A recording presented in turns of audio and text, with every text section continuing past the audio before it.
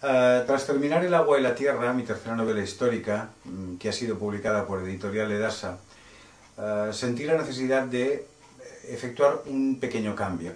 Normalmente, en general, a los escritores se les suele catalogar por géneros o se les suele circunscribir a géneros concretos literarios. De ese modo, pues la persona que se dedica a novela histórica se supone que siempre se va a dedicar a novelas históricas, o la persona que escribe narrativa contemporánea, pues se supone que va a dedicarse siempre a narrativa contemporánea sin ser capaz de escribir,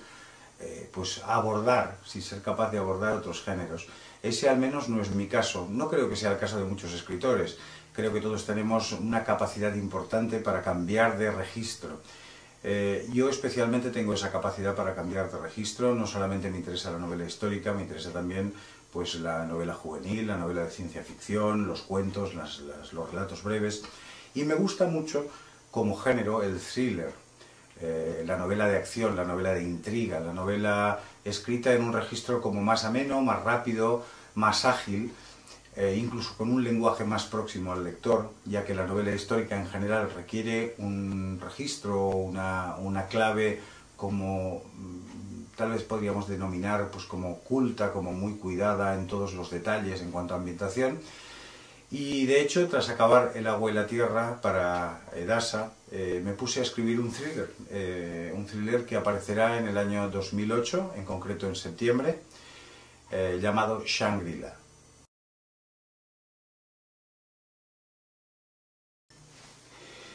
El proceso creativo que se desencadena al escribir es realmente curioso e interesante. Es interesante, supongo, desde el punto de vista del observador, pero es todavía más interesante desde el punto de vista del sujeto, o del autor en este caso.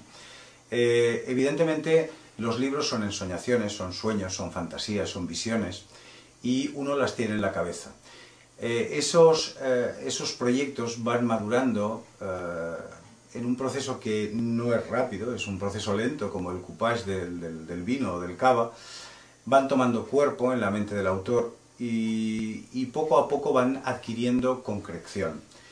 De hecho, muchas veces las ideas que uno tiene en origen varían sensiblemente a lo largo del proceso creativo. Uno empieza con una idea A y muchas veces acaba pues con una idea C o D o F o Z. Evidentemente el libro final o la obra final tiene mucha deuda o debe mucho a esa primera idea, pero ha evolucionado muchísimo. En mi caso, lo que necesito a la hora de escribir es enamorarme del tema, enamorarme del asunto, sentir una empatía muy alta con lo que voy a escribir, con los personajes, con la historia, con la situación, con el argumento, y evidentemente luego irlo desarrollando de una forma lenta, creando a los personajes de una forma pausada. Es muy importante, desde este punto de vista, o en este orden de cosas, es muy importante entender que el oficio de escribir es, tal vez como dijo alguien, un 1% de inspiración y un 99% de transpiración. Con eso quiero decir que las ideas iniciales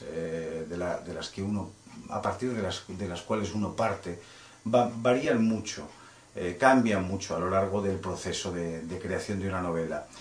En mi caso, lo que sí que también puedo decir es que el proceso de documentación, el proceso de ambientación, en cuanto a novelas históricas, es una parte del trabajo muy importante. Y también el ritmo, el ver cómo uno cuenta una historia.